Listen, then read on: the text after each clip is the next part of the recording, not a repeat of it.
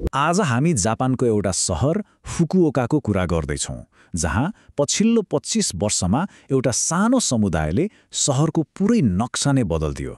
कसरी भयो होला यस्तो? आउनुहोस् यो रोचक कथालाई नजिकबाट निहालौँ। 300 गुणा। सोच्नुहोस् त, यो कुनै सामान्य अङ्क होइन, कुनै कम्पनीको नाफा वा शेयर बजारको कुरा गरेको पनि होइन। यो त मान्छेहरूको सङ्ख्यामा आएको वृद्धि हो, त्यो पनि एउटै सहरमा। हो, सही सुन्नुभयो। यो 300 गुणाको वृद्धि जापानको एउटा सहरमा बस्ने नेपालीहरूको सङ्ख्यामा भएको हो, 25 वर्षको छोटो अवधिमा। तर यस्तो नाटकीय परिवर्तन आखिर कसरी भयो अनि किन भयो, यही प्रश्नको जवाफ आज हामी खोज्दैछौँ। अब यो वृद्धिलाई अङ्कमा हेरौँ है त। यो कुनै अनुमान होइन, वास्तविक तथ्याङ्क हो। र यो तथ्याङ्कले फुकुओकामा नेपाली समुदायको एउटा साँच्चै नै अविश्वसनीय यात्रा देखाउँछ। ल हेर्नुहोस्, सन् 2000मा फुकुओका सहरमा जम्मी 46 जना नेपाली थिए। मतलब औँलामा गन्न सकिने एकदमै सानो समुदाय। तर आज त्यो सङ्ख्या बढेर 14,380 पुगेको छ। कल्पना गर्न सकिन्छ, 25 वर्षमै यति ठूलो छलाङ। अब यो सङ्ख्यात्मक वृद्धिले फुकुओकाको सामाजिक बनोटलाई नै कसरी परिवर्तन गर्यो त?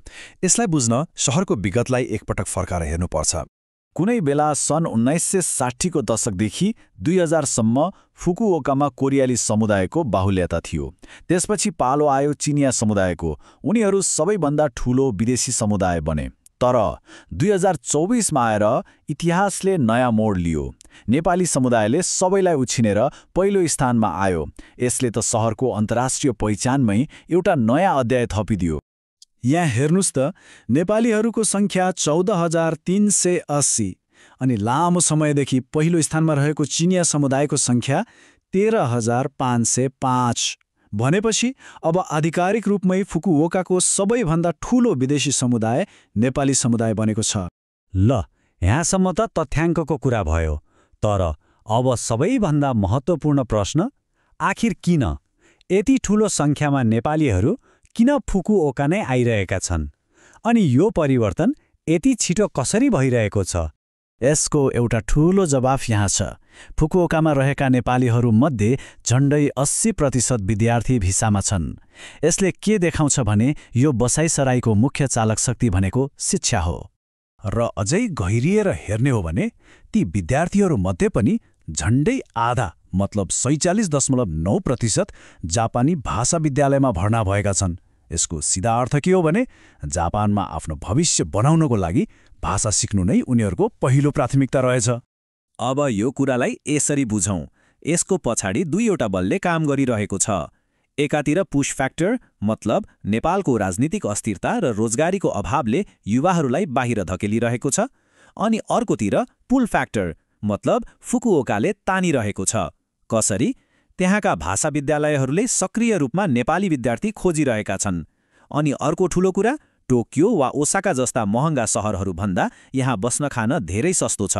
त्यसैले यो केवल सङ्ख्या र तथ्याङ्कको खेल मात्रै होइन, यो त नेपालको राजनीतिक अस्थिरता र बेरोजगारीको चक्रबाट बाहिर निस्केर एउटा उज्जवल भविष्य खोज्दै आएका हजारौँ युवाहरूको सपना र आकाङ्क्षाको कथा हो। एकातिर यस्तो तीव्र गतिमा जनसङ्ख्या बढिरहेको छ।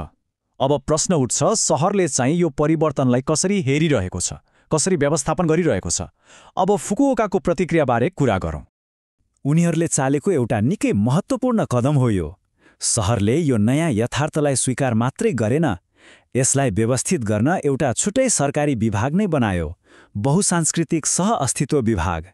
यसले के देखाउँछ भने उनीहरू यो परिवर्तनलाई लिएर एकदमै गम्भीर छन्। अब यो विभागले के गरिरहेको छ त?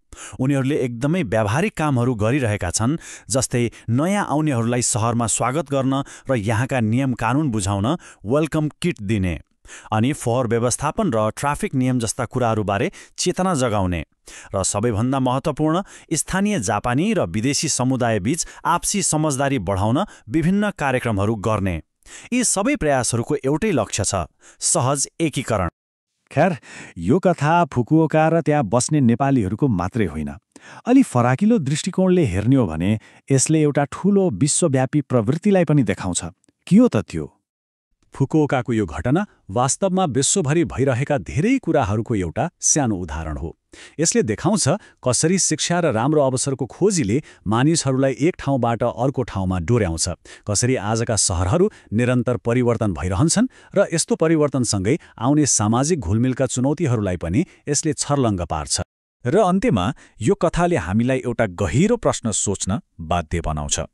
जसरी संसारभर मानिसहरूको आवत-जावत बढ्दैछ, यस्तो अवस्थामा साँच्चै सबैलाई समेट्ने, जहाँ सबैले यो मेरो पनि सहर हो भनेर अपनत्व महसुस गर्न सकुन्, त्यस्तो सहर बनाउने कि चाहिँ के हो? यो प्रश्नको जवाब खोज्नु सायद भविष्यका सहरहरूका लागि सबैभन्दा ठूलो चुनौती र अवसर दुवै हो।